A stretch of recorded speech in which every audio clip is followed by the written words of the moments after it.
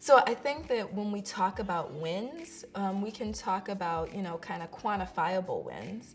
And then there's those things that are qualitative. So first, quantifiably, right? Some of the things that we've seen are for the last 2.5 years, we've been trying to get the police chief fired. Charlie Beck led LAPD to becoming the most murderous police force in the entire nation, killing on average of about 20 residents a year. And none of those officers are ever held accountable in those killings. And so we tried to get the mayor of the city to fire the police chief. For 2.5 years, Charlie Beck and the mayor were both adamant that he would serve out his term, which should go another 2 years. But we were clear, and we had a huge campaign, a huge Fire Beck campaign. We had hashtag Fire Beck t-shirts. We had actions with thousands of people. We were regularly at the police commission meeting every single week yelling, "Fire Charlie Beck." And about a month and a half ago, it was announced that Charlie Beck was going into early retirement. In fact, this Tuesday will be his last meeting as police chief. So that's a very clear victory for us. We were successful in getting the 5 officers who killed Keisha Michael and Marquinton Sandlin fired from Inglewood Police Department. And so some folks will remember that there was a couple that was sleeping in their car, and Inglewood police decided that the way to awaken them would be to murder them. And they murdered these 2 parents who collectively had 7 children in cold blood. And the city of Inglewood didn't want to do anything about it.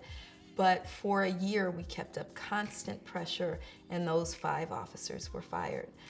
There's lots of other tangible victories or quantitative victories, but I think that we also need to think about the way in which organizing ourselves is in itself a victory, right? So getting young people to initiate, or we didn't get them to, embracing them as they initiated the Black Lives Matter Youth Vanguard is a tremendous victory. So the Youth Vanguard is,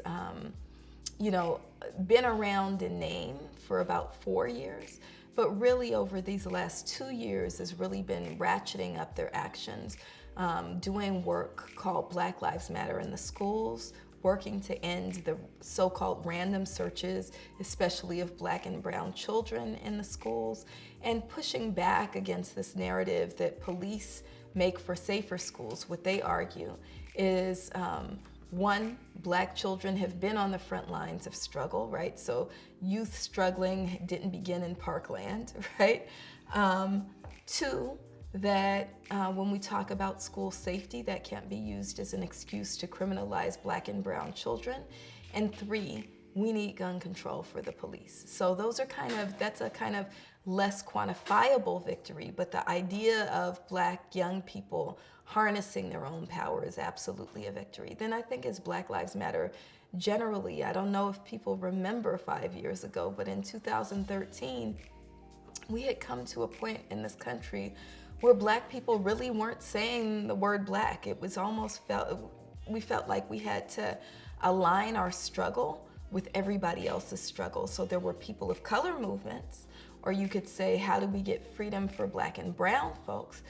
But there's some things that are specific just to Black people. And I think over the last 5 years, what we've been successful in doing that's a more kind of qualitative victory is saying,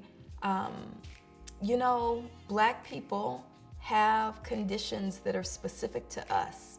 And if we can get ourselves, if we can get the oppression that we feel, if we can shake that off, if we can defeat that, right, that actually transforms the world and leads to greater freedom for everyone else. And I think that we've deepened that understanding that everyone should be invested in Black freedom, and especially Black people should be invested in our own freedom.